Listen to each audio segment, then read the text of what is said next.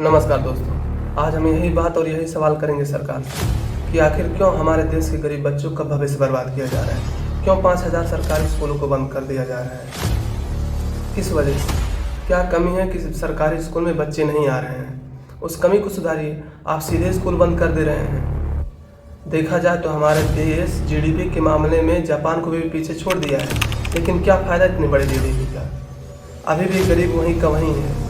गरीब के बच्चे अभी भी मजदूर बन रहे हैं। अरे भाई, जब इतना ही बड़ा जीडीपी है अपने देश का तो शिक्षा सुधारिए, जो गलत हो रहा है उसे ठीक कीजिए।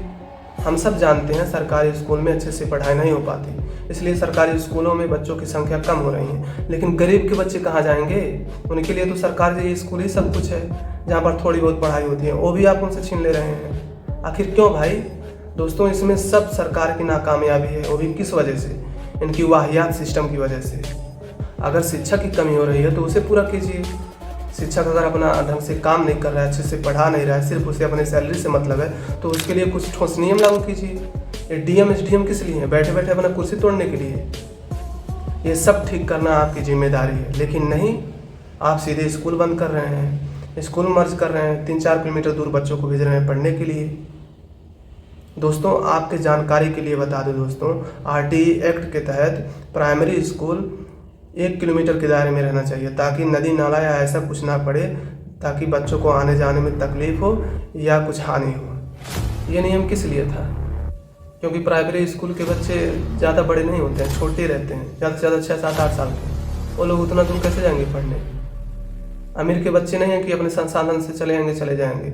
ज़्यादातर स्कूल में, सरकारी स्कूल में गरीब के बच्चे पढ़ते हैं, उनके पास उतना संसाधन नहीं रहता है। बहुत सारे गरीब ऐसे हैं कि जिनके पास साइकिल भी नहीं है। ऐसे ऐसे गरीब हैं अपने देश में जो दिन का 100 रुपया भी नहीं कमा पाते हैं। थोड़ा नहीं, बहुत हैं ऐसे। अगर आप यकीन नहीं करें तो आप एक बार गूगल कर लीजिए। आप बताइए उनके बच्चे कैसे पढ़ेंगे? और वो तो प्राइवेट स्कूल में जा नहीं सकते। अब आप ही बताइए, गरीब के बच्चे शिक्षा के लिए जाएं कहाँ? प्राइवेट स्कूल की फीस इतनी है कि मिडिल क्लास की कमर तोड़ देती है। कहाँ पढ़ा पाएगा वो? कैसे पढ़ाएगा? साथियों, समय तो बदला, लेकिन शिक्षा को लेकर अन्याय नहीं बदला। इसलिए आज हम ये सवाल पूछ रहे हैं, क्या शिक्षा सिर्फ अमीरों का जागीर है? आज से 125 साल पहले डॉक्टर भीमराव अंबेडकर को स्कूल में ज़मीन पे इसलिए बिठाया गया था क्योंकि वो नीची जाति से थे। पहले भेदभाव जात के नाम पे था, आज जात की जगह पे गरीबी है। इतना सब होने के बावजूद हमारे यहाँ के लोग और सरकार जापान से तुलना करती है। अरे भाई, उस जापान से जिसने सिर्फ एक छात्र के लिए लगभग 3 साल तक ट्रेन चलाया, वहाँ की सरकार लॉस नहीं देखी, शिक्षा देखी। आप लोग को एक कहानी शायद पता होगा, वहाँ पर एक स्टेशन था जहाँ पे सिर्फ एक ही टिकट बिकती थी, इसलिए वहाँ पर बहुत लॉस होता था सरकार को। तो सरकार ने आदेश दिया कि यहाँ पर कोई यात्री आता जाता नहीं है, उनको बंद कर दिया जाए। लेकिन जैसे ही सरकार को पता चला कि वहाँ पे एक छात्र है जो अपने कॉलेज जाती है पढ़ने के लिए, जैसे ही पता चला तुरंत सरकार ने आदेश दिया कि जब तक उसका ग्रेजुएशन पूरा नहीं हो जाता तब तक ये स्टेशन ऐसे ही चालू रहना चाहिए। और जब जाके उसका ग्रेजुएशन कंप्लीट हुआ तब जाके वो स्टेशन बंद हुआ, वो ट्रेन बंद हुआ। अब बताइए, यहाँ की सरकार ऐसा कर सकती है? आपको विश्वास है?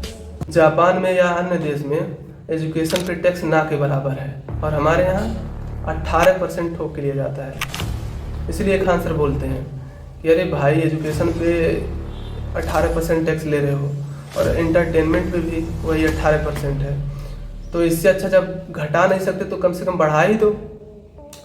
कम से कम ये एंटरटेनमेंट के दुनिया से तो निकाल दो, हम लोग को इस एंटरटेनमेंट की कैटेगरी से तो निकाल दो।